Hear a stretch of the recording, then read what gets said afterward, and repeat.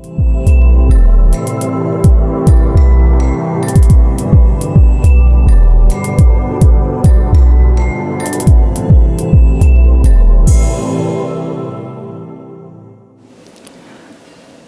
வணக்கம். இன்றைய வாட்ஸ்அப் கதைகளில் ஒரு கதை கேட்போமே. அண்ணே, நீங்கள் எனக்கு ஒரு கதை சொல்லி ரொம்ப நாள் ஆச்சு. ஏதாச்சும் சுவாரஸ்யமான கதை இருந்தால் சொல்லுங்கண்ணே. கதை சொல்கிறேன், அது சுவாரஸ்யமாக இருக்கா இல்லையான்னு நீ தான் சொல்லணும். சரி சொல்லுங்க. இது என்னோட காதல் கதை. இந்த கதை நடக்கும்போது நான் +2 படிச்சுக்கிட்டு இருந்தேன். என்னது, படிச்சிங்களா? சரி, +2 கிளாஸில் தினமும் போய் உட்காந்துக்கிட்டு இருந்தேன். அப்போது என்னோடய கிளாஸில் பிரீத்தின்னு புதுசாக ஒரு பொண்ணு வந்து சேர்ந்தா. அழகுன்னா அழகு, அப்படி ஒரு அழகு. ஒரு பக்கம் இருந்து பார்த்தா அப்படியே த்ரீஷா மாதிரி இருப்பா. அப்போது இன்னொரு பக்கம் இருந்து பார்த்தா கமலகாமேஷ் மாதிரி இருப்பாங்களானே. டேய், மூடிக்கிட்டு கதையை கேளு. சரி சரி சொல்லுங்க.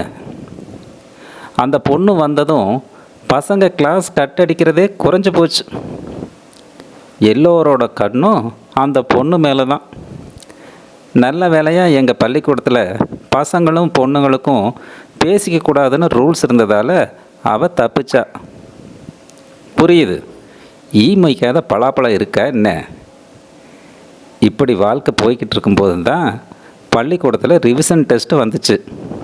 பரீட்சை எழுதலாம்னு போனவனுக்கு பெரிய அதிர்ச்சி. என்னாச்சு?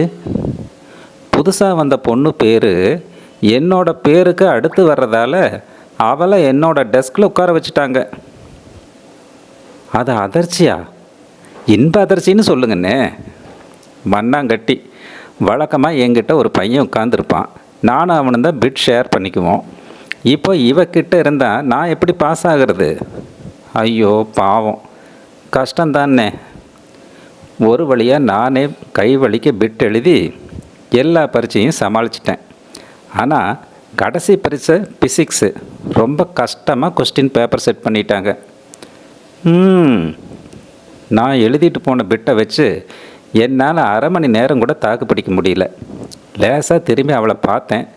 அவள் கடன்னு எழுதிக்கிட்டே இருக்கா. ஆமாண்ணே, பொண்ணுங்க எப்பவுமே நல்லா படிக்கும்ல. அப்படி தாண்டா நானும் நினச்சேன். இப்போ நான் எழுதியிருந்த பதிலை வச்சு கட்டாயம் பாஸ் பண்ண முடியாது. எனக்கு என்ன செய்கிறதுனே தெரியல. சூப்பர்வைசர் அசந்த நேரமாக பார்த்து லேசாக பெஞ்சை தட்டி அவளை திரும்பி பார்க்க வச்சேன். ஆஹா, அண்ணல் நோக்கியதை அண்ணியும் நோக்குறாங்க போல். அவள் திரும்பினதும் அவகிட்ட லேசாக பேப்பரை காட்டேன்னு சிக்னல் பண்ணேன். பேப்பரை காட்டுன்னு தானே சிக்னல் பண்ணீங்க? ஆமாம், பேப்பரை தான். காட்டினாங்களா? காட்டினாடா. அப்போது அவங்க புண்ணியத்தில் பாஸ் ஆகிட்டீங்கன்னு சொல்லுங்கள். கிழிச்சேன். பேப்பர் முழுக்க ஸ்ரீராமஜெயம்னு மட்டும்தான் அவள் எழுதியிருந்தா. ஆஹா, அப்புறம் என்ன செஞ்சீங்க? என்ன செய்கிறது, ஏதோ 10-15 மார்க்காச்சு அவள் எடுக்கட்டும்னு என் கையில் இருந்த பிட்டை அவளுக்கு பாஸ் பண்ணேன். அவங்க வேணாம்னு சொல்லலையா? அவள் ஏதோ பிட் அடிக்கிறதுல எக்ஸ்பர்ட் மாதிரி அதை வாங்கி அவ்வளவு நேக்காக பிட் அடித்தா. அவள் மூஞ்சியை பார்த்தா அவள் பிட்டை அடிக்கிறாளான்னு எவனும் சொல்ல மாட்டான். சரி, இதில் எங்கே காதல்? இரு, அவள் என்கிட்ட பிட் வாங்கினதும் தான் எனக்கு. அப்போ தான் எனக்கு இவகிட்ட லவ் சொல்ல இதுதான் சரியான நேரம்னு ஒரு பேப்பரை எடுத்தேன். பென்சிலால் ஒரு இதயத்தை வரைஞ்சி அதில் அம்பு விட்டேன். எழுதின பேப்பரை அவகிட்ட பாஸ் பண்ணேன். பரீட்சை இல்லையா? ஏன் அவ்வளோ அவசரம்? இப்போ லெட்ரு கொடுத்தான் தான் அவளால் கத்தி ஊரை கூட்ட முடியாது. கொடுத்த பேப்பரை வெளியே எடுத்துகிட்டு போய் அவங்க அப்பா கிட்ட போட்டு தரவும் முடியாது. திரும்ப என்கிட்ட தான் கொடுத்தாகணும். அதை நான் அழிச்சிட்டு ஏதாவது எழுதிட்டு கட்டி கொடுத்துடுவேன்.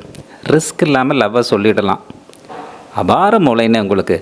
இந்த மூளையை படிப்பில் காட்டியிருந்தா நீங்கள் பெரிய ராக்கெட் இன்ஜினியராக ஆகியிருப்பீங்க. சரி, அதை படிச்சுட்டு என்ன சொன்னாங்க? நான் பேப்பரை கொடுத்துட்டு அவள் படிக்கிறாளான்னு பார்த்துக்கிட்டே இருந்தேன். அவள் அதை பார்த்த உடனே இன்னொரு பேப்பரை எடுத்து பென்சிலால் ஏதோ எழுதினான். என்கிட்ட அந்த பேப்பரை பாஸ் பண்ணான். என்ன எழுதியிருந்துச்சு அந்த பேப்பரில்? லவ் ஓகே ஆயிடுச்சா? நானும் ஓகே சொல்லித்தான் எழுதுறான்னு நினச்சேன். ஆனால் இங்கே தாண்டா ட்விஸ்ட்டு. அவன் அந்த பேப்பரில் எனக்கு படம் வரைய சரியாக வராது, நீங்கள் கொடுத்த படத்தையே நான் கட்டி கொடுத்துட்றேன், நீங்கள் உங்களுக்கு வேறு படம் வரைஞ்சிக்குங்க அப்படின்னு எழுதியிருந்தா.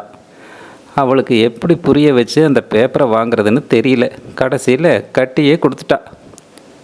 அடிப்பாவி, அவளுக்கும் பிசிக்ஸுக்கும் பயாலஜிக்குமா வித்தியாசம் தெரியாது?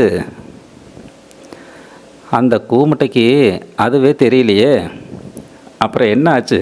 பேப்பர் திருத்தும் போது நீங்கள் 2 பேருமே கையும் களவுமாக மாட்டிக்கிட்டீங்களா? அது நடந்திருந்தா கூட பரவாயில்லையேடா. அப்புறம் என்னென்ன ஆச்சு?